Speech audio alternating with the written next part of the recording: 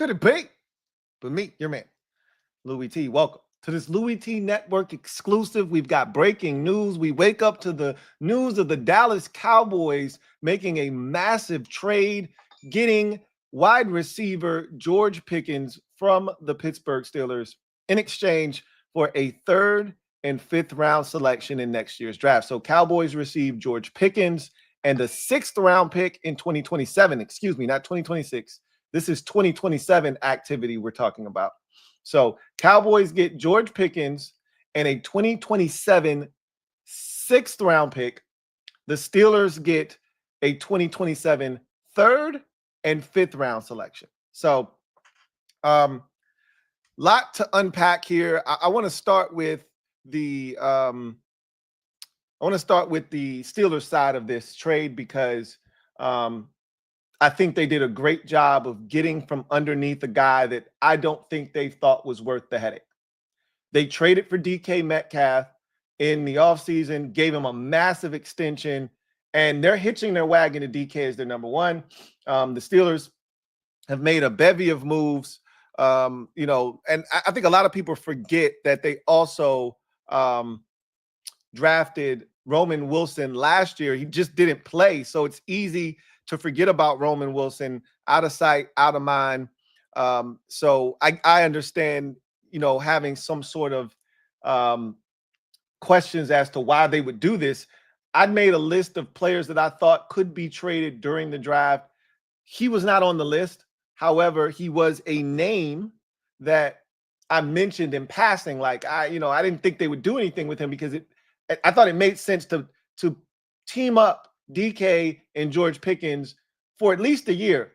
I'm of the mindset that unless you have two guys that are absolute studs and they do it the absolute right way at all times, you do not pay two big-time wide receivers in this league at the same time. It just financially doesn't make a ton of sense. It really cripples you in the long term, especially if you have a franchise quarterback. Obviously, the Cowboys are paying Dak Prescott a lot of money. We'll have that conversation here in a second. The Steelers don't have that franchise quarterback. They don't know what the hell they're going to do at that position. So I would have been in favor of them potentially, paying George Pickens if he wasn't a headache, which he is. So they've dealt with a lot of headaches in Pittsburgh. They didn't feel like having to deal with another one. So they move on from George Pickens, get out of the George Pickens business, and net themselves a day 2 selection in the process. I'd say this is a great trade for the Pittsburgh Steelers. If you knew that you weren't going to re-sign George Pickens, more likely than not, and having watched the in-division Hard Knocks last year and just seeing how much attention and TLC that this kid requires on a daily basis and on a Sunday basis to get him to stay mentally focused and locked in a game, I understand why Mike Tomlin, who has dealt with the biggest head cases of the last decade, right? And it's crazy because you don't really realize that until after the fact, and you hear stories about shit that was going on in these locker rooms, whether it was Martavis Bryant, whether it was Antonio Brown, Le'Veon Bell. He dealt with a lot of shit over the years. He probably said, look, man, I don't have time for this. If we can get something for him, let's get something for him. He's a damn good football player. He's a dog when he's locked in. And so this was a good move by the Steelers to net themselves a 2027 third round selection. I love the move. We'll see, what happens as far as that selection goes and what they do with it. But it's interesting that both of these transactions, that took place from the draft capital standpoint, all involved 2027. I think I know why the Cowboys did that. Again, I still don't agree with it. Nonetheless, I understand. So good job, Pittsburgh, getting from under a guy that I don't think you had any intentions of signing long-term and netting yourself a day 2 selection. All right. As for the Dallas Cowboys, on the surface, this is a tremendous move. Right? If you're a Cowboys fan, you should be elated on the surface. Short term, this is excellent. This is what you wanted to do. You wanted to go out and get a guy to pair with CeeDee Lamb to give you a devastating 1-2 punch. We still have questions about your backfield, but you've added some stuff. I don't know how good any of it is outside of Jaden Blue, your rookie running back out of Texas, but you got some guys, right, that you can hand the football to this year that you feel better about than you had last year. And I don't know if any of them, I don't know if Javonte Williams is better than Rico Dowdle or not, right? We'll see. Can he stay healthy is another thing, and it's been an issue in his career. But you got Miles Sanders as well. Something should figure out, something should shake in that backfield this year. But this is about maximizing the pass game, right? Which was hard to do without having a running mate for CeeDee Lamb. Teams could try to take him away. It's not the easiest thing to do. It's easier said than done. Still, having another guy to offset CeeDee Lamb and force teams to have to pay attention to that guy is going to open up this Cowboys offense. We've seen it before when they had Amari Cooper, when they had Brandon Cooks when he was, fully healthy, and what that did for the Cowboys offense. This is a big move. So on the surface, love the move for Dallas, love the impact that it could potentially have on their offense. You love George Pickens as a player. He's a dog when he's locked in. He's one of the better young wide receivers in the National Football League. So from that perspective, I get it. And if the Cowboys are going to sign him long-term, I think I love the trade even more, right? And all of a sudden, it's not a bad trade.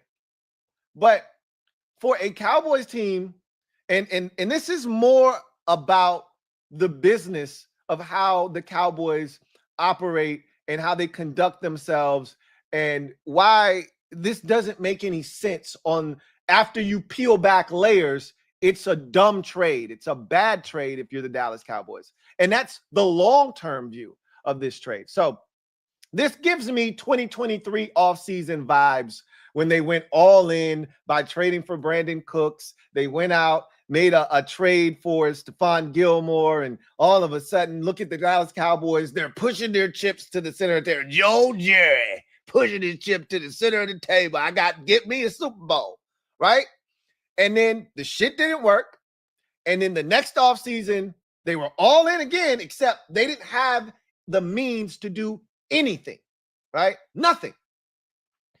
This feels like that. This feels like an overreaction to the rest of the division being really good, seeing the Commanders in the NFC Championship game, seeing the Eagles in the NFC Championship game, and eventually hoisting a Lombardi and saying to yourself, damn, we got to catch up with everybody else in the division. We're falling behind. This is what this feels like, sort of a knee-jerk overreaction. They've made a bunch of trades this offseason, right? Trading for Kaiir Elam. We'll see how that turns out. They traded for Joe Milton III at the quarterback position. We've seen them, kind of botch that whole situation. They did it with Trey Lance. And I don't know what they're going to do here with Joe Milton, because clearly you just signed Dak to this extension and doesn't seem like he's going anywhere anytime soon. But we'll see, right? Maybe they have a plan. And now you're making another trade. And again, this is why this trade is baffling to me after you get past the fact that George Pickens is a dog, okay? One, are you going to pay him? You just gave up a day 2 selection, right? Like, the Jonathan Mingo trade was dumb in itself, okay? It was a stupid trade. When it happened, everybody laughed and pointed because you gave up a 4th-round pick for a guy that the Panthers probably thought, we can't get a 6th-round pick for this clown. And we spent a 2nd-round pick on him, and you gave him a 4th-round pick for the man, all right? Don't know where he is in his development, how you feel about him, but clearly you don't love him as a number 2, because if you did, you wouldn't make this trade. You wouldn't have made this trade. So clearly Jonathan Mingo hasn't been what you thought he was going to be. So that's a failed move. But you move that aside, because that's a day 3 pick. All right. You can do whatever you want with the day 3 selection. I choose not to give them away. All right. But to each its own. You just went out in a draft. And look, the Cowboys have a philosophical belief. They have their own strategy. And who am I to knock that strategy? They love drafting first-round offensive linemen. It's their thing, right? And I can't knock the hustle. It's been a very successful hustle for them. You know, they've parlayed those first-round offensive linemen a lot of times into Pro Bowl selections and All-Pros and eventually Hall of Famers. Tyron Smith is going to be a Hall of Famer. Zach Martin is going to be a Hall of Famer. And so they've had tons of success. If Travis Frederick didn't have the disease, he would have probably ended up being a Hall of Famer because he was that good that soon in his career. They've done a great job of drafting offensive linemen in the first round. But much like Cooper Beebe, you can find interior offensive linemen at any point in the draft. And you know what this draft just produced? A very good interior offensive line crop of draftees, right? So you could have theoretically addressed interior offensive line with the Zach Martin retirement in the second round, in the third round, in the fourth round. You could have possibly found yourself a starting guard in the fifth round of this draft. It was that deep on the interior of the offensive line. Instead, you spent the 12th overall pick on a guard. And I'm not knocking the hustle again, because that's what the Cowboys do. It's their move. They love drafting. Who didn't see that one coming a mile away, right? However, the only reason I now have a problem with that selection is because you've done this. Now, Jerry, good old Jerry, told us he was working on a trade. He said he's working on a couple of trades. So he might not be done, right? Hence the 2027 nature of this deal, right? And I have a theory as to why he pushed this thing out to 2027, but we'll come back to that. The fact that you drafted a guard at 12 when you could have just taken a receiver, had him under contract for 4 years, plus the team option, fifth-year option, possibly having a guy under, because you know the Cowboys don't pay anybody before they have to, right? So they would have extended, they would have picked up the fifth-year option more likely or not, stretched it all the way out to the last point possible, and then finally paid him. Instead of doing that at the receiver position, because last time I checked, it costs a lot more money to pay a wide receiver than it does an interior offensive lineman. That's the last time I checked. Maybe I need to recheck the numbers to see where the guard market is in the NFL these days, because I know receivers are getting broken off. Last time I checked, you can make some money playing guard, but you're not making wide receiver money. But that's just me. I got to check the numbers to see if it's changed, right? So instead of you taking the 12th pick in the draft, and again, if you didn't love a guy, you can't force it. Tet wasn't there. Maybe you loved Tet. He wasn't there. The Panthers took him. You said, if he's not there, we're going guard. Okay, cool.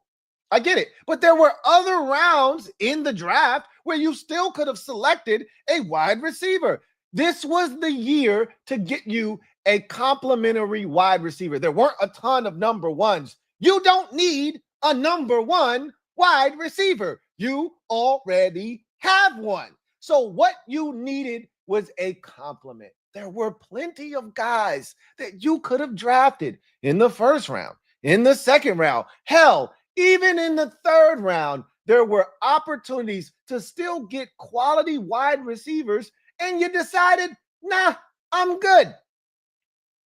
So you then trade for George Pickens. And again, Jerry told us, I'm working on a couple of trades. So we knew something was in the works, because the last time he told us he was working on a trade, they traded for Joe Milton III. So when he says he's working on a trade, he really is working on a trade, because, you know, old Jerry can't help himself. I got to tell you what I'm working on. I got to tell you, I'm cooking up something, because we're going all in for the Super Bowl, right? So, of course, something was in the works, because he said before the draft, I'm working on a couple of trades. So this was one of the trades he was talking about. And again, on the surface, I love the player. Now, he's a headache. He's a head case, right? George Pickens is one taco short of a combination plate. And I love the fact, as a sworn Cowboy hater, even though I'm objective here, like, this isn't me talking. I love the deal on the surface, as I said, and in the short term. And if they extend George Pickens before the season starts, I love the deal even more, which they're not going to do because they're stupid. The Cowboys are dumb. Financially, they don't get it. So they're not going to do the thing that's the smart thing to do, which is before George Pickens goes out and has 1,100 yards this year and wants this massive extension, because you just got a guy on the last year of his rookie contract. It's not like he's got 2 years left or you can pick up a fifth-year option. George Pickens was not a first-round pick. So in essence, he's going into a contract year where you have to make a decision. And if you're smart, which the Cowboys are not when it comes to money, you would sign him to an extension right now. Right now, you would get the extension done. But because the Cowboys are financially illiterate when it comes to these matters, they're going to wait to see how he fits into their culture, which he's George Pickens. He's going to do his own thing. If he's not getting the football, he's going to bitch and complain. He's going to hang his head because that's what he did in Pittsburgh. It's not going to change now that he's a member of the Dallas Cowboys. So if CeeDee Lamb is pissed off and George Pickens is pissed off because shit isn't going right, I can't wait to see the fireworks that take place on that sideline. But when he's locked in, he's one of the better young receivers in the NFL. No one is questioning the talent that they just acquired. That's not what this is about. This is about financially making this make sense. The Cowboys are one of these teams that every year find themselves in a financial bind. Every year, right? This year, restructures, moving money around, and all of a sudden they got a little something to play with. If you were smart, you would have drafted yourself a receiver and you wouldn't be in this position. Instead of drafting Tyler Booker at 12, you'd have taken, Golden or some other dynamic wide receiver that could have been a great compliment to CeeDee Lamb and put you in a better position financially to sign Micah Parsons, which this is not going to impact him getting his money. He's still going to get his money in Dallas. But again, like typical Dallas Cowboys, operations, they're going to wait to the last second. The price continues to go up. If they would have done this last offseason, they would have got a massive discount. But as guys like Myles Garrett continues to get paid, and we've seen other guys get to the bag, Max Crosby, that price continues to go up and up and up. And it's not going to get any cheaper, which the Cowboys don't seem to understand. So in essence, you could have put yourself in a position where you could have gotten a young, cheap receiver to go along with CeeDee Lamb, right, who you just paid, rightfully so, and not have to worry about paying another receiver for a while. You did trade for Jonathan Mingo. Again, another mistake by this Cowboys organization, but that's nor here nor there.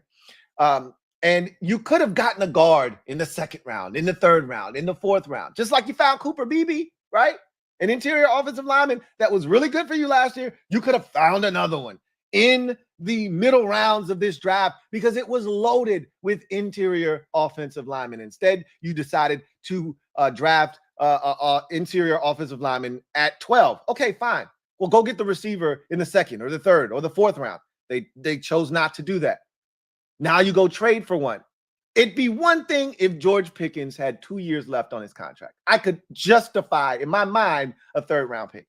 I could justify it. A day 2 pick for a guy with 2 years left on his contract and on a rookie contract at that. So it's not going to cost you a whole hell of a lot because he's not a first-round pick. So you're not going to be spending a bunch of money. I could justify that in my mind. Yeah, okay, that makes a lot of sense. You're giving up a 3 and a 5. Right? You want to just call it a 3 because you want to say the 5 and the 6 are a pick swap. Cool. You still gave up a round higher pick. So to me, you gave up a 3 and a 5. You gave up a 3 and a 5 for a guy that you may be renting for 1 year. Make it make sense. This is why it's a bad trade unless they sign him to an extension before the season starts. I wouldn't hold my breath if I'm a Cowboys fan that gets done because Jerry Jones is a buffoon when it comes to contracts. Contractual situations are the Cowboys' kryptonite. It's why they find themselves in this position every other year. So this is the year where they go all in, just like 2023, right? Next year, they'll be hamstrung by, contractual situations. They'll have to pay Michael Parsons. They can't push it off any longer. They'll have to pay him his money. They'll wait to the last second to do so when the price is its greatest. And all of a sudden, they'll be looking at themselves saying, well, damn, we gave it the old college try, right? But we can't really do anything. And now you got another contract that you're going to have to make a decision on, which by them pushing this deal out to 2027, I think it says to me that they're going to just try to get the most out of him this year, and then they're just going to let him walk.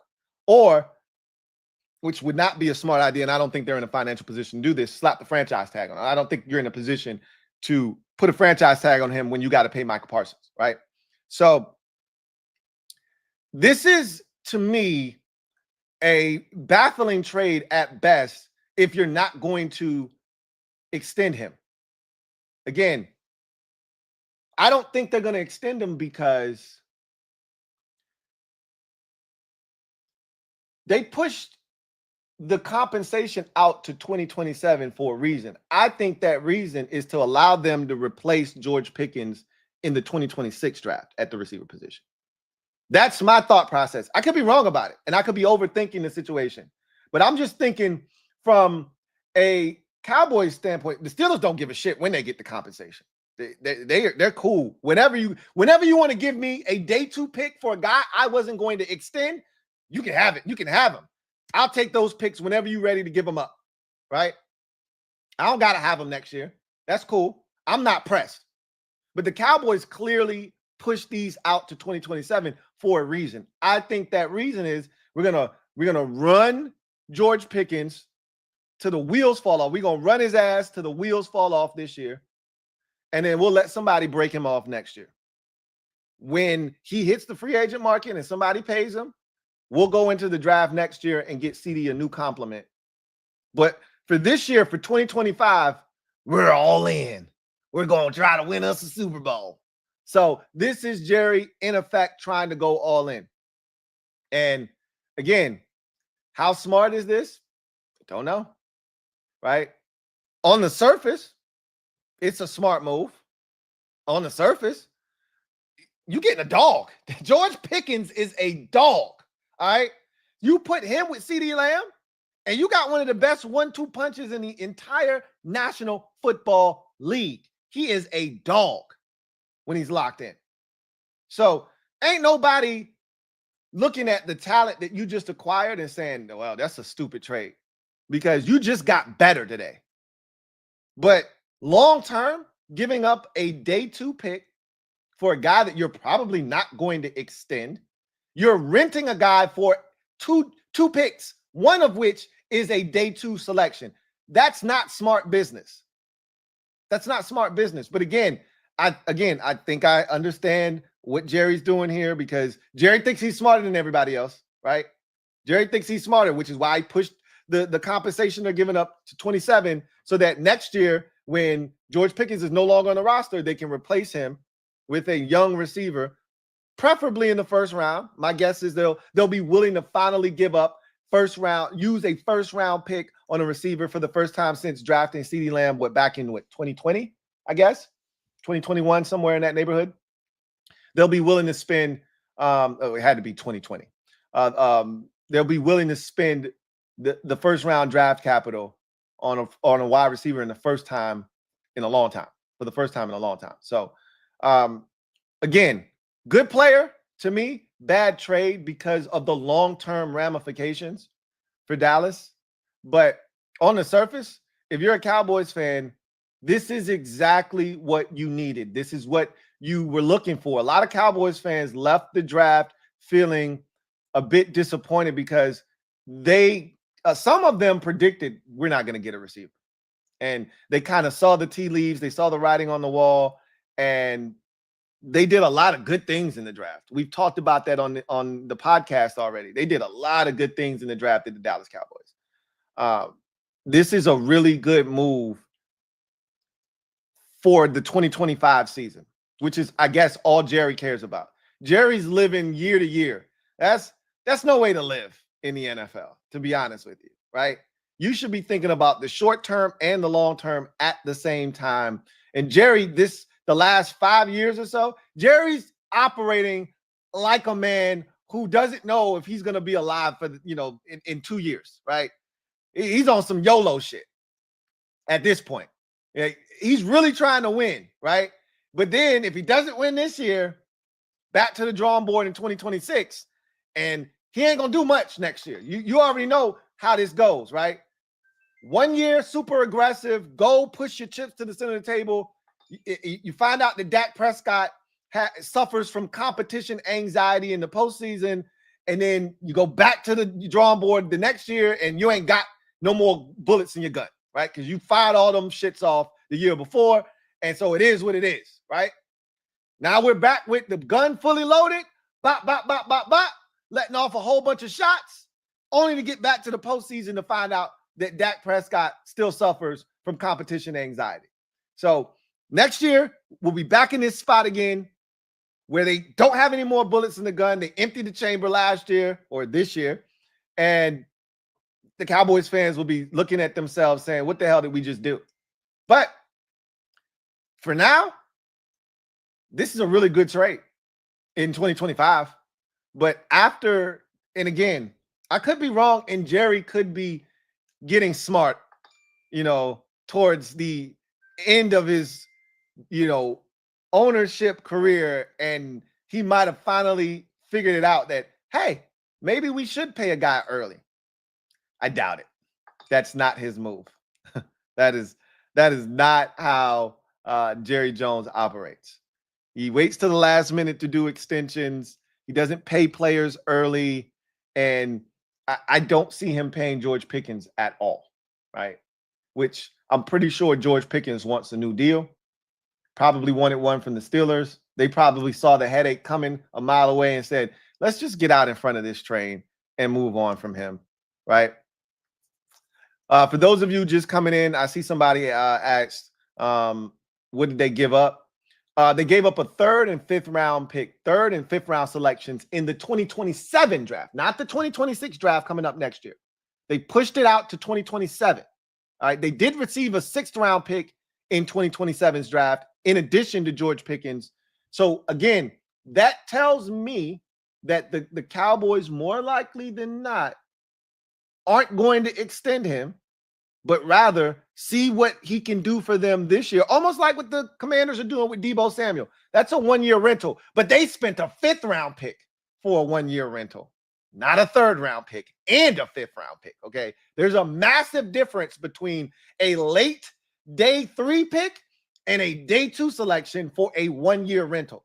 Okay. This makes no sense if there's no long-term, contract and extension attached to it, which that 2027 compensation kind of feels like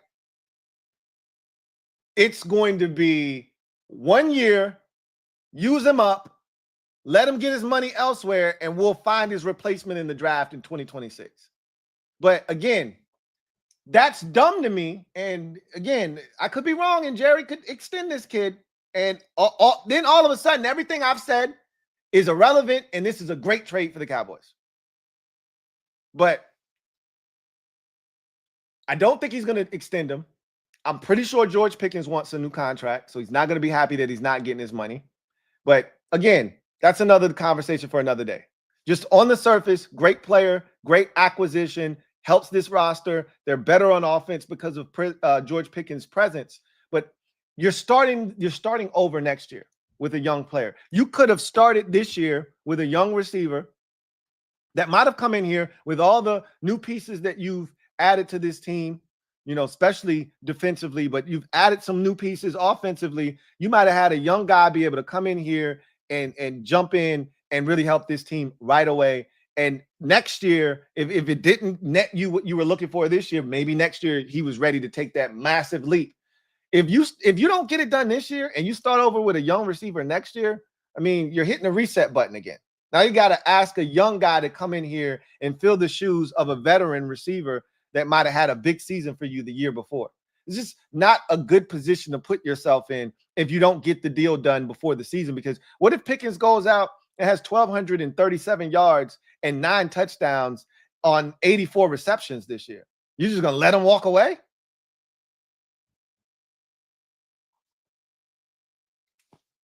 And for what? You gave up a 3rd-round pick for this man. You gave a 3rd-round pick for this man. A 3rd and a 5th. Again, great player when he's locked in. And again, I urge you Cowboys fans, go watch the in-season Hard Knocks AFC North and watch what Mike Tomlin has to do. You think Brian Schottenheimer is going to be over there massaging GP, are you with me? You think he's going to be over there massaging George Pickens' ego after he comes off the field thinking he was wide ass open? Tomlin had to be doing magic tricks over there, right? You really think Brian Schottenheimer is ready for that shit? GP, are you with me? That's what you got to ask yourself after every possession where he don't touch the football. GP, are you with me? And you got to hope he says, oh yeah, I'm here. I ain't going nowhere. You got to hope that he stays locked in. He doesn't strike me as the type of guy that's going to go up to that and cause problems. But he's going to throw a temper tantrum on the sideline. He's going to throw a temper tantrum on the sideline. So, again, he's going to mope and pout. And, you know, he may pick up a 15-yard penalty for wanting to fight an opposing player. He's a head case, but he's a damn good football player. Nobody's denying that. And I just think from a business standpoint, from a long-term perspective, the Cowboys are so stupid, right, that they're not going to get this right. It's not a bad trade. Like a young player going into the prime of his career for a 3rd and a 5th round pick is nothing if you're going to extend him and keep him long-term, but they're not. And for a 1-year rental, a 3rd and a 5th round pick is steep. Yeah, you got a 6th round pick back. I don't give a shit about a late day 3 pick. That ain't shit for a 1-year rental. So, again, we'll see how the Cowboys handle this. I'll change my tune if they give this man an extension. If we find out later on today, later on this month, right before the season starts, that George Pickens just agreed to a 4-year, you know, $110 million extension with the Dallas Cowboys, I'll be like, all right, bet. It's a hell of a deal for Dallas. I'll come back and I'll give up a double O. I will give up a double O. But I know better. I know Jerry. You know Jerry. Come on. You know Jerry. And that's why he made this 2027. He could have took his lumps in 2026. He doesn't want to take the lumps in 2026. He want to use all of his draft capital in 2026 because he knows he's going to need it, because he ain't going to be able to do shit next year. He's already given up enough picks in next year's draft, right? So he had to push this one out. He on some NBA shit now, where you got to start pushing draft capital that you've given up to future years because you didn't already gave up enough draft capital here in the next couple of years, right? So, again, we'll see how this works out for Dallas, but I'm just telling you, great player, hell of an acquisition for 2025. As long as he's locked in, head screwed on straight, he's going to be a great addition. This makes the Cowboys offense one of the most dangerous in the league. One of the most dangerous in the league. I love the Jaden Blue selection in the draft. As long as you got a 1st and 2nd down running back, which between Javonte, Miles Sanders, somebody should be able to do that for you. You should be fine. You're going to have a nice backfield. You're going to have, already got a good tight end position with Jake Ferguson. You got 2 beast receivers now. You got everything you need. You fortified the offensive line. You should be back in business there. Everything is on the up and up for the Dallas Cowboys right now on the offensive side. We'll see what this defense looks like, but usually the defense isn't the issue in Dallas. Generally, and you added some pieces over there that look damn good. We'll see what happens with all the injuries. Demarion, Overshown. Obviously, don't think that you're going to see Trayvon Diggs in 2025, but you just never know. But ultimately, that's what the Kaiir Elam deal is for, to give you a guy that can help you in the short term as a rental piece there as well. We'll see how that works out for you. That may be the place that gets you got on defense is the secondary. But again, if you're Dallas Cowboys fan, you love this trade on the surface. But again, long term, what are we doing? What are we doing here, right? So let's get to the comment section and see what you guys have to say. Voices of Martians. Thank you for the super chat. Greatly appreciate you. Voices of Martians writes, Cowboys got CTE, man. Yeah, that makes sense. Look, again, it's a bad trade only if he's not extended. If he's extended, I love the move for Dallas. This is a young, talented wide receiver going into the prime of his career. George Pickens is a stud. And anybody that tries to tell you otherwise is a fool and a liar. Okay? All right? But there is baggage that comes with George Pickens. But Dallas is used to dealing with that type of shit. They're one of the teams in the league that they don't have any issues taking a dude who colors outside of the lines. So I don't really worry about that from a Dallas Cowboys perspective. I'm just talking about long term, which they always fumble the bag long term. They always bungle these types of situations. And I think they're going to bungle this situation. But again, I will come back and offer up a double O if he signed to a long-term deal. If he signed long-term, I'm going to salute the Cowboys on a job well done, because the rest of the division is getting better, right? I mean, the Eagles are what they are. They're the best roster in the NFL. The Commanders got better this offseason. And oh, by the way, they got the best quarterback in the conference. And the Cowboys are just sitting there. I think they got better this offseason. I do. And this definitely makes them better. But for how long? For how long? And that's the problem, is you're risking it for 1 year. For what? Because financially, you can't pay George Pickens. I don't think you can, at least. I mean, if you want to put yourself in cap hell, go right ahead. That's why it would have made more sense to draft the receiver this year in the first round. You could have found a guard. That's why the Cowboys just are baffling to me. But again, they may not have loved Matthew Golden or any other receiver that you would have considered at 12. Okay, I get that. You still had a second-round pick. And while it's pretty hard to pass up on, Donovan Ezaraku, I get it. Like, he's sitting there and you're like, shit, we could use a pass rusher opposite of Michael Parsons. There's no more DeMarcus Lawrence. I get it. Could have taken a receiver there too. I don't blame you for taking Donovan Ezaraku in the second round. There were still quality receivers in the third round. All right. Anyway, I digress. Duncan Wright, thank you for the super chat. Greatly appreciate you. Thank you for being a member of the MOBB, who writes, you kidding me, Lou? It's way too early to hear you talk about he said, and why are you talking about Dallas? You in love with them? I'm an NFL channel. That's why. But you wouldn't understand that. You just a little bit slow, right? And it's early. You probably ain't even brush your mouth yet. I can smell your shit through the goddamn screen. Go wash your goddamn mouth, wash your face, and get your damn mind right early in the morning talking shit. I can smell it. I smell the shit on your breath. Talking shit. John Cedillo, thank you for the super chat. Greatly appreciate you. My guy, John. What up, John? My guy says, sup, Lou? Sup, John? Hope all is well. Likewise, as always.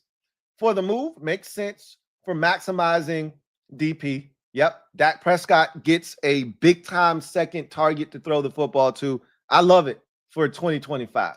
He says, also, this will help with okay backfield with having two aces at wide receiver. This could be dumb as a rental, but we have sucked at day 2 picks. And that's another perspective to look at. Like, maybe you would have botched this had you taken a receiver in the second or third round. Or you say, shit, we might as well give away the third round pick. We don't seem to hit on these any goddamn way. Okay, but like you said, and you said it best, it sucks if this is a rental. And that's my whole point, right? If instead of doing this, why not just take the first round wide receiver? Why not find an interior guard? right? Interior offensive lineman, rather, in the middle rounds of this draft, where it was rich. There were plenty of interior offensive linemen that could have been plug and play that you could have taken in second, the third, the fourth, and found a starter. And you could have got your receiver young and cheap, and you could have had a good nucleus moving forward for the next 5 years instead of just one. Again, on the surface, great trade, great move, really good football player, maximizes Dak Prescott, as you said. You got to love it. Long term, as you peel back layers, it's not smart business. It's why the Cowboys stay the Cowboys. And I've said this, long live Jerry Jones, protect him at all costs. Protect him at all costs. Derek B, been a member for 43 months. Salute, who writes, trading for disgruntled Pittsburgh wide receivers always works out. Yeah, remember Chase Claypool going to the Bears for a second-round pick? Is he even in the NFL right now? Can somebody tell me? Again, Mike Tomlin has been one of the most underrated coaches in this league over the last decade for the shit that he's dealt with at the receiver position alone. How about Deontay Johnson? What about that shit last year? My God, that was a train wreck. Again, you can't make this shit up. But George Pickens is more talented than all of those guys that I just mentioned. Okay?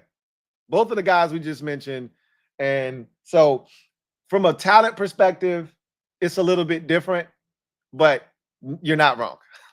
Trading for a disgruntled Steelers wide receiver always works out for the team that acquires them in the end. Ding! Good luck with that. Duncan Wright, thank you for the super chat. Greatly appreciate you. Double up. Thank you for doubling up. Who writes, finally a podcast where you speak smartly, cowgirls. So when you like what I got to say, now all of a sudden it's a smart. Duncan, sit down and be quiet. Okay, just enjoy the show. All right. Sean the Hawk, thank you for the super chat. Greatly appreciate you. Thank you for being a member of the MOBB, my guy. Right. 2026 third and a swap of 2027 fifth and sixth.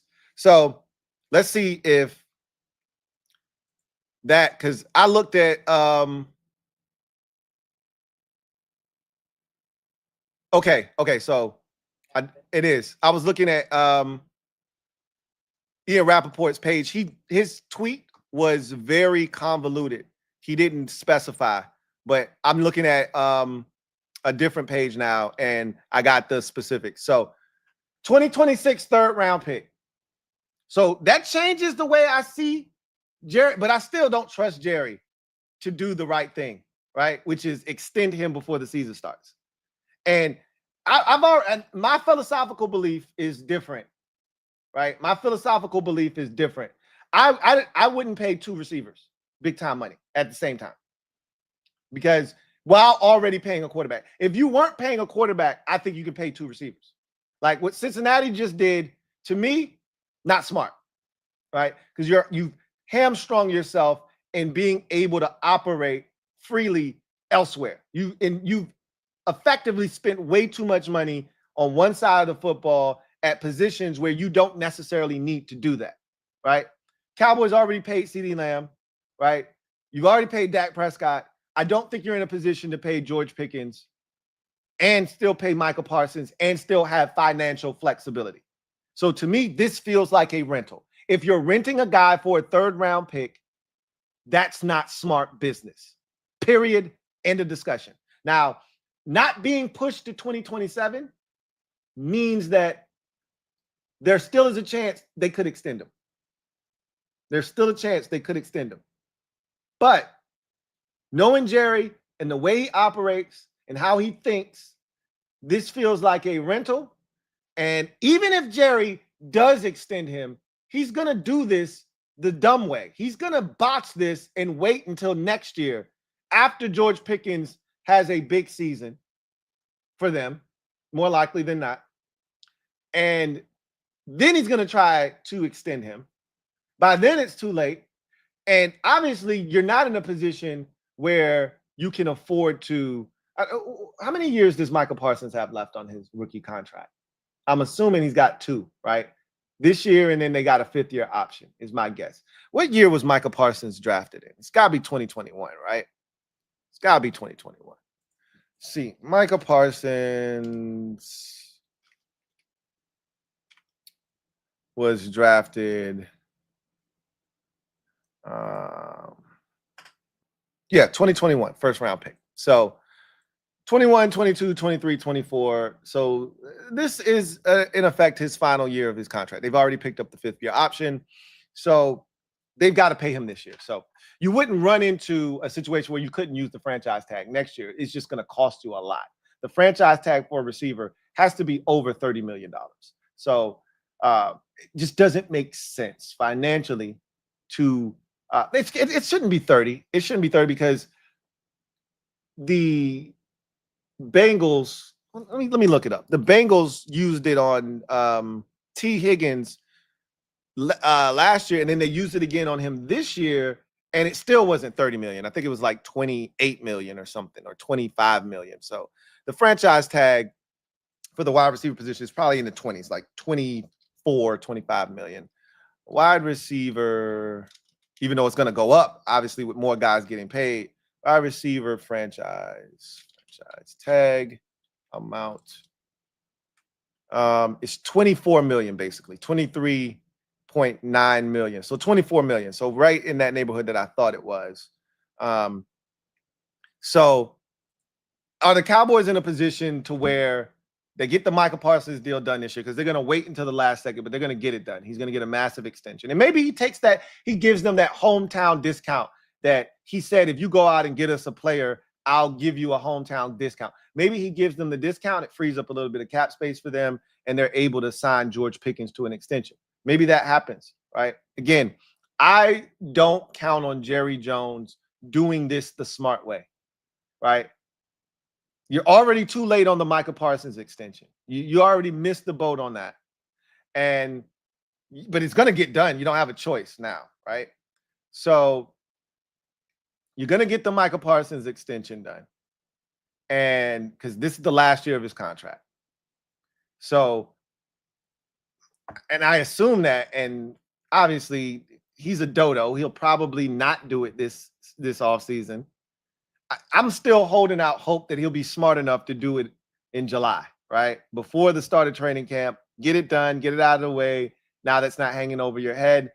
Michael Parsons doesn't have to answer questions about a contract extension, et cetera, et cetera. It's just a distraction if you don't get it done, right? And the price goes up. It's not going to get any cheaper. But again, don't trust Jerry to do the smart thing because he just never does, right? Didn't do it with Ezekiel Elliott, didn't do it with CeeDee Lamb, didn't do it with Dak Prescott either time. So why would this be any different, right? But we'll see. So assuming that let's just assume that he does smarten up and get the Michael Parsons deal done this year. It will put them in a position where they can at least use the franchise tag. Again, I don't know if they're in a financial position to guarantee a guy $24 million, right? But at least it gives them the option to use that while they try to work out a deal with George Pickens next year. Should that be on the table? Should George Pickens light it up for him this year? However, if you don't get Michael Parsons done, now the franchise tag isn't on the table because you got to use that to negotiate with Michael Parsons. And now George Pickens gets to walk, or you got a gun to your head. And now you're in the same position that the Giants were in with Saquon Barkley and Daniel Jones, right? Where they got the Daniel Jones, they got the Daniel Jones deal done, had a gun to their head, which is why they had to give him so much money, so that they could franchise tag Saquon. They had to do one so they could get the other done, right? You don't want to put yourself in that position, which is why doing the deal this year, and hell, extending Pickens this year while it's cheaper, right? Because Pickens is coming off of arguably a disappointing season. He didn't have 1,000 yards last year. He was injury plagued last year. You could use that in negotiations and say, hey, look, bro, we know you're a dynamic receiver, but this is what it is. You only had 1,000-yard season in your career. So we going to pay you like a number 2 receiver. We going to pay you good money, but you ain't getting top of the market money. And Pickens, he might take it. But I don't know if the Cowboys going to step to him with that. So many ways they could do this and make it make sense financially for them. And nothing that they've done suggests that that's what they're going to do. Nothing suggests that they're going to get this right. So,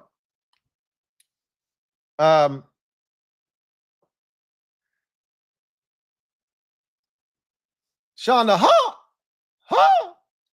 thank you for doubling up. Double up. Thank you for doubling up. Who writes? Correction. Cowboys, Pickens and 2026 6th. Steelers 26th 3rd and 27th 5th. So that sounds about right. That sounds about right because the Cowboys have given up a number of late round picks this year and trading for guys. And so most notably Joe Milton. So you want to get some of that late round draft capital. You know, I don't give a shit about a 6th round pick. You already know that, right? After the 5th round, you can keep them as far as I'm concerned. But the bottom line is all I care about is the 3rd round pick that they gave up for Pickens. That's all I really care about. The 5th rounder that the Steelers are getting, that's cool too. But all I care about is the 3rd round pick, and that's in 2026. That's what's important. You're giving up a day 2 selection in next year's draft to rent a guy for 1 year. If that is the case, that's bad business. It's a dumb trade. Unless you win the Super Bowl. Or you extend him. Then it becomes a great trade. Then it becomes a great 1-year rental, right? But if one of those 2 things doesn't transpire, then it's a bad trade. Because long-term, you gave up a day 2 selection and a guy that's going to get you 4 years of cheap labor for 1 season of play from a player that doesn't make sense. It does not make sense. Lang Hughes, thank you for the super chat. Greatly appreciate you. Lang Hughes. Is this a double up from you? No. He said, right, Chase Claypool, Deontay Johnson. LOL. I just brought them up. I talked about Deontay Johnson, Chase Claypool, Antonio Brown. Now, you're talking about specifically recent trades that the Steelers have made with other teams regarding disgruntled Steelers wide receivers. But I'm just talking about in general, the Steelers receivers that Mike Tomlin has had to deal with. You know, just throw George Pickens into the mix. It's amazing how he's able to keep that ship afloat with all the shit he's had to deal with. And again, that in-season Hard Knocks was eye-opening, you know, just seeing how he had to always check in on George Pickens. GP, are you with me? Just always having to check in on this man to make sure he was still mentally locked in. Hey, we gonna need you. We coming to you. Like, Brian Schottenheimer is a first-year head coach. He ain't got time for that shit. He's going to have to be one of these assistant coaches that stay locked in with him. But again, the Cowboys, they're well-versed in the school of dysfunction. They know how to deal with guys like this, right? They take on these personalities, and it's a part of what they do. It's why they stay on the top of the ledger, right? When people are talking NFL, the Cowboys are equivalent to the Los Angeles Lakers because they're willing to take risk on guys like George Pickens because that's a part of their brand, right?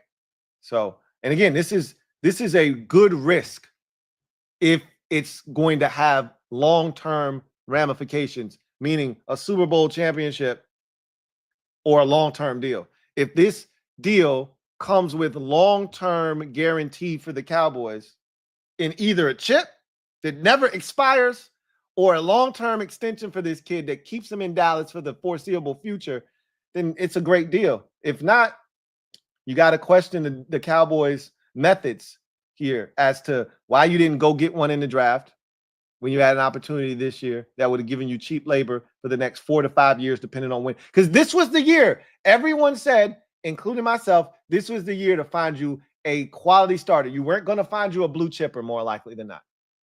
You probably weren't going to find you a blue chipper, right? So there are going to be some teams that come out of this draft with grade A blue chip, Pro Bowl, all pro type players, potential All of Famers down the road.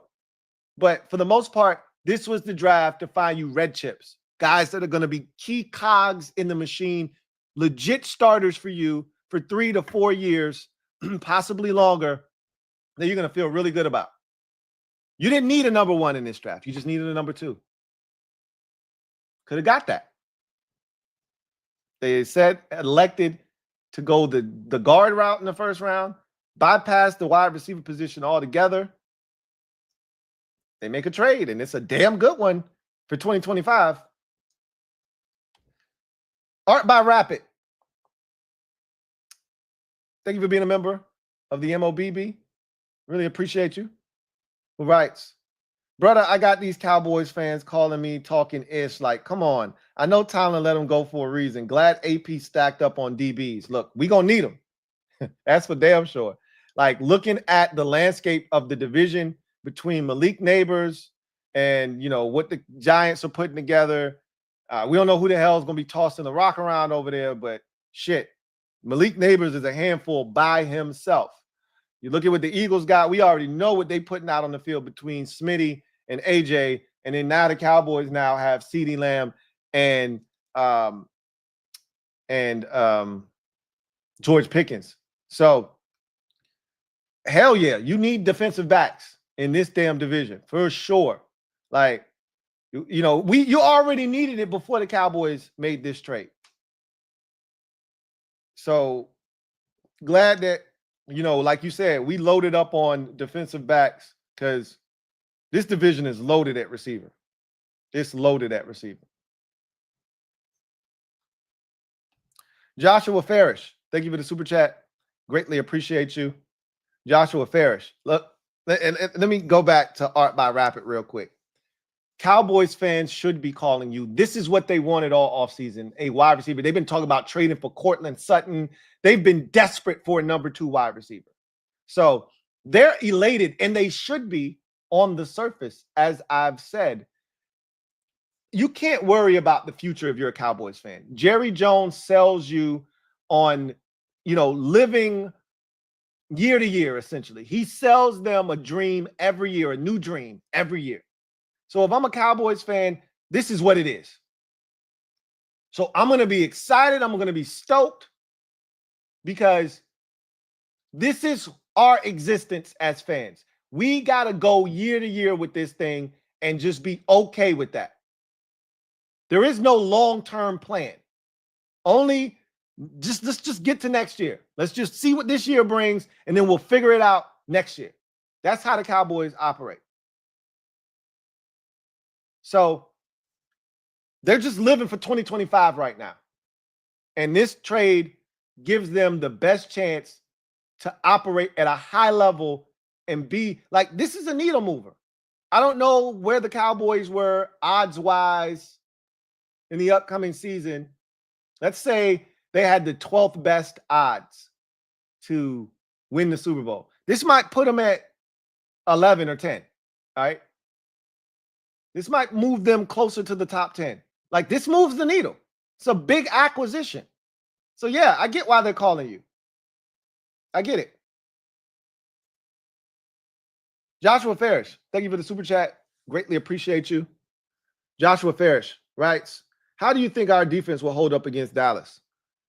I think it's going to hold up just fine.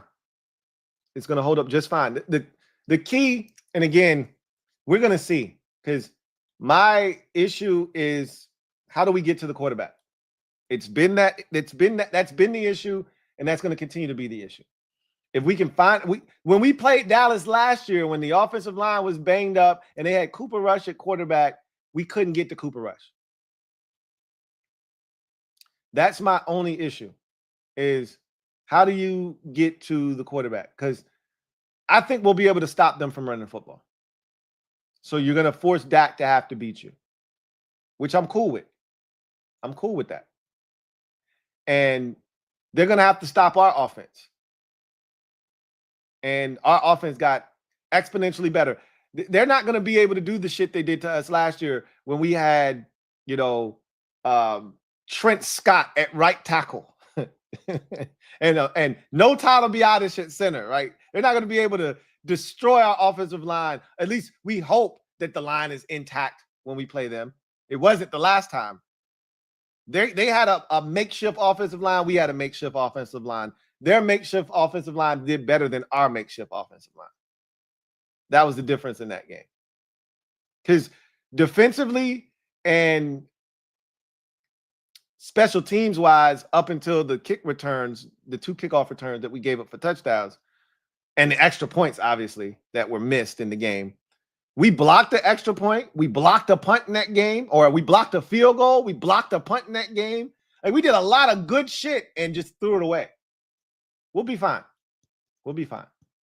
But this does present a challenge, without question. It was a lot easier to defend Dallas 8 hours ago, before this trade was consummated. It was a lot easier to defend the Dallas Cowboys on May the 6th. It's a lot harder to defend them on May the 7th after this deal. I'll say that. Duncan Wright, thank you for the super chat. Greatly appreciate you. My guy Duncan writes, except for my Eagles brothers, all you guys mofos. Didn't I tell you to sit down and enjoy the show? Didn't I tell you to do that already? Didn't I tell you to sit down and be quiet? Didn't I tell you to do that? Matter of fact, face the corner. Don't say nothing. Face the corner. And just listen.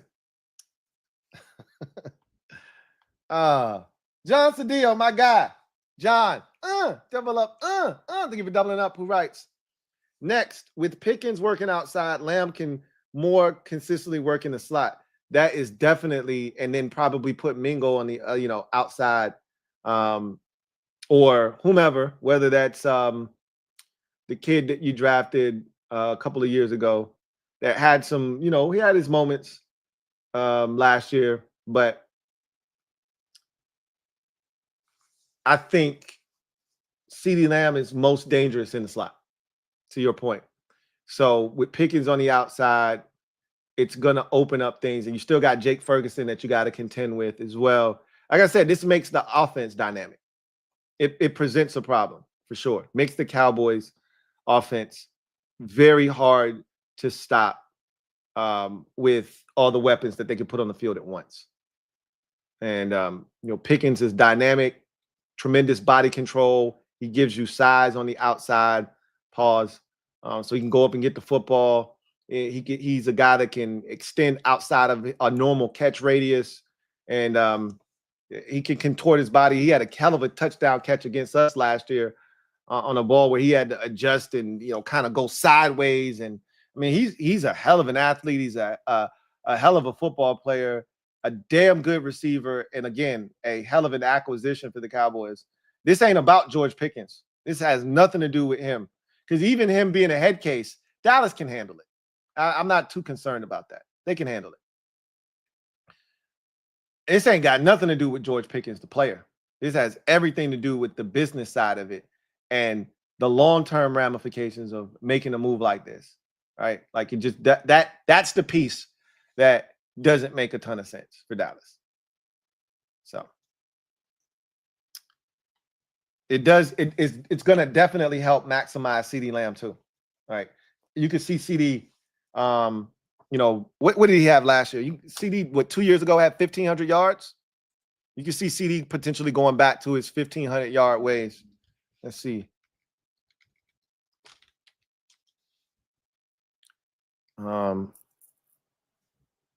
Let's see what CeeDee did. Yeah, CeeDee had 1,100. He had 1,700. To hell with 15. 1,700 yards in 2023. And that was with Brandon Cooks. Like, that was with Brandon Cooks coming in and having an impact, right? Cooks was injured last year. Teams were able to key in on CeeDee a little bit more. Obviously, Dak got injured, but he only had 1,194 yards. And I say only, I use that very loosely because, I mean, this man has had 4 straight seasons of over 1,100 yards.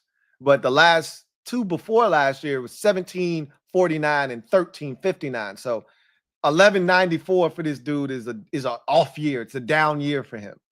Now adding a weapon, the likes of a George Pickens, this is very similar to 2023, which I talked about at the beginning of this show.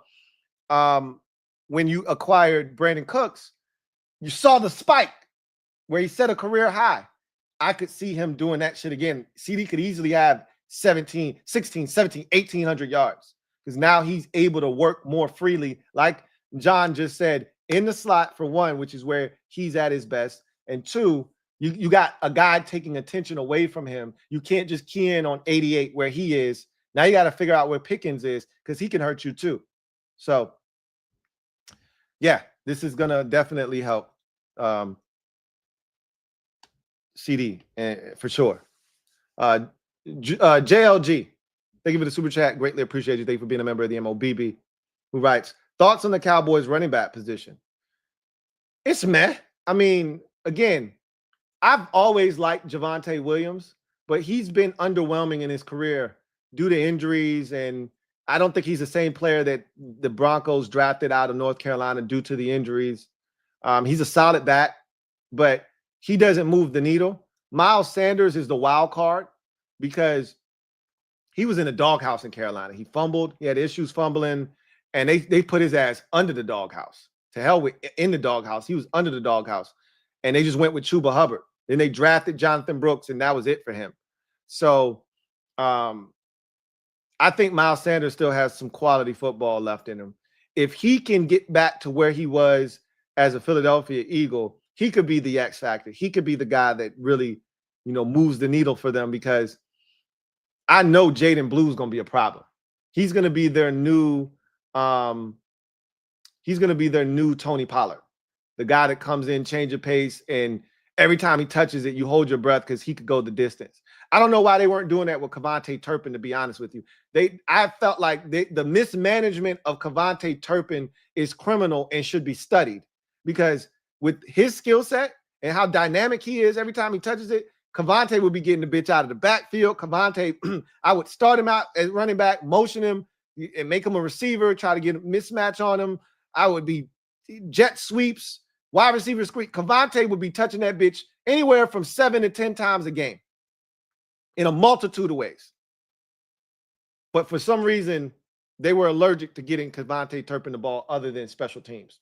Not my problem. But Jaden Blue's going to offer some of that for them in the form of an actual true running back. So I think it's way better than it was last year, obviously. But how much better is it? It's going to really depend on what kind of quality they get out of the first and second down running. Third down with Jaden Blue is going to be exceptional. It's going to be exceptional because he's dynamic.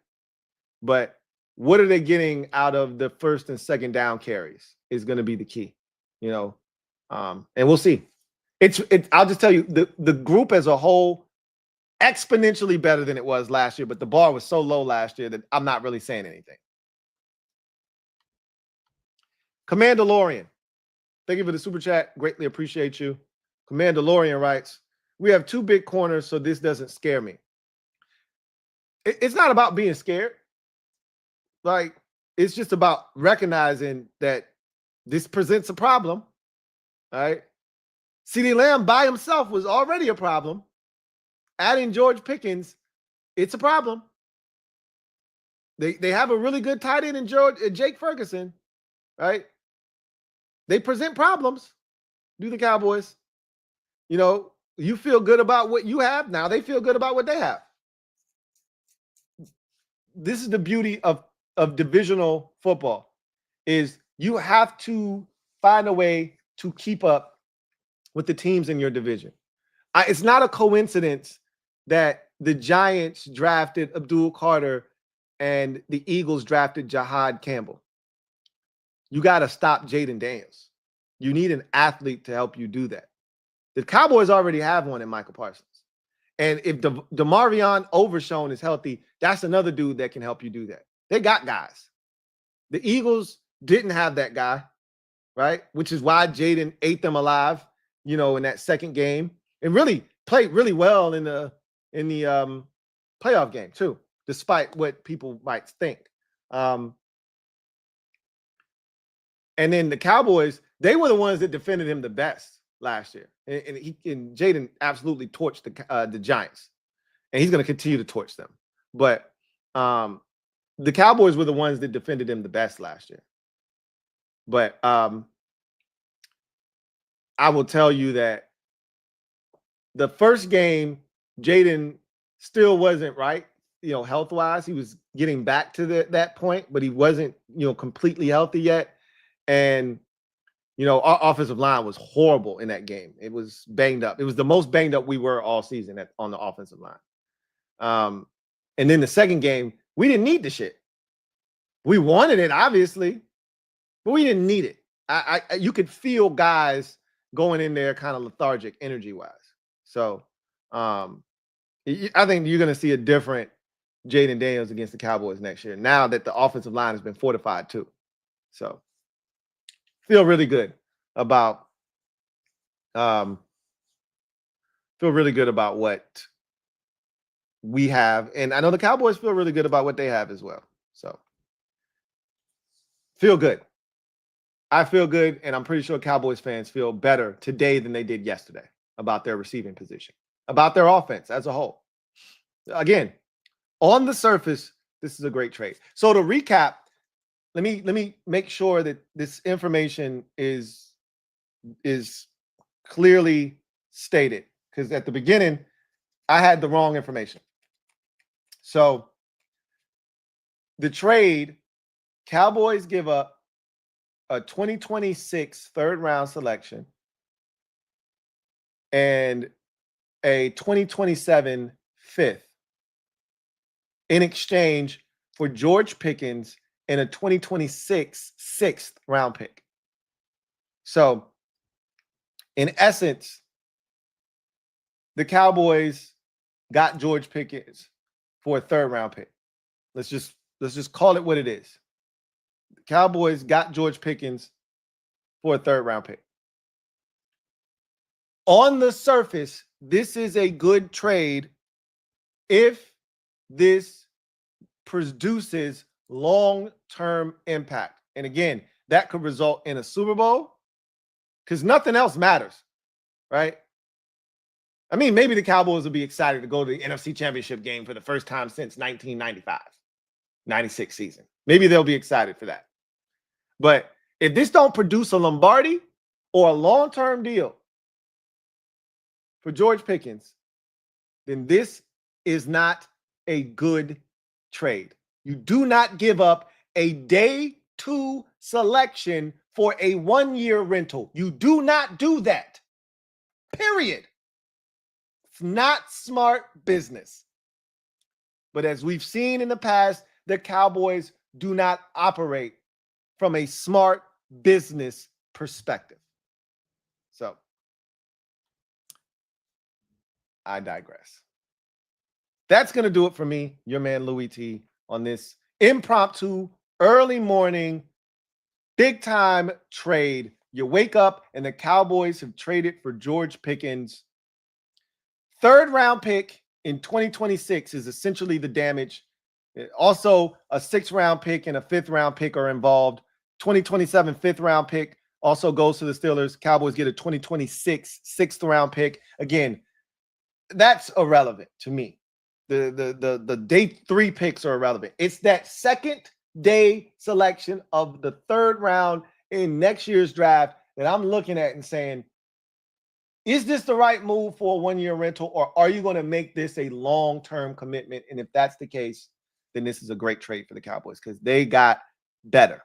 Period. End of discussion. You can say what you want about George Pickens being a head case. You can say what you want about him, getting into stuff, being a little bit disgruntled on the sidelines when he's not getting the football, pouting, all that stuff. He doesn't know what to say out of his mouth when he talks to the media. But, look, that's the George Pickens experience. On the field, he's a problem. That's all the Cowboys care about. The Commandalorian, thank you for the super chat. Greatly appreciate you. Double up. Thank you for doubling up. All right. Do we have any positional flex? Long live Ron. We got plenty of guys that can play multiple positions. You're not getting me to say that out of my mouth willingly. I only said it because you put it in the super chat. But we got a bunch of guys that have the versatility to play multiple positions. Anyway, I digress. You guys get out of here. I'll be back multiple times today. There will be a podcast episode. Of course, we'll probably talk about this a little bit more, but not too much. I wanted to give this its own space to breathe. We'll talk about the teams that, you know, one of the things I really want to get to is the fifth-year options that were picked up and the ones that were not. So I want to talk about that. And this feels like a done deal with Aaron Rodgers going to the Steelers. Feels like a done deal at this point. So we'll talk about that a little bit too. But more importantly, and I do want to have a discussion about jersey numbers in the NFL. There's been a real discourse about that over the last couple days with the Giants situation. Has really shined a light on it. I got something to say about that too. So anyway, I digress. You guys get out of here. And if you're a Commanders fan, we should be live tonight for the Command Post Live, talking about the UDFAs. So that should be a thing tonight. If it's not tonight, it'll definitely be tomorrow night. But my goal is to have it be tonight. So we'll see you for all of that anyway. You guys have a good one. Take care. Big trade for the Cowboys. Good player, but unless there's a long-term attachment, there's long-term residual effect, Super Bowl or a long-term deal, to me, it's a bad trade.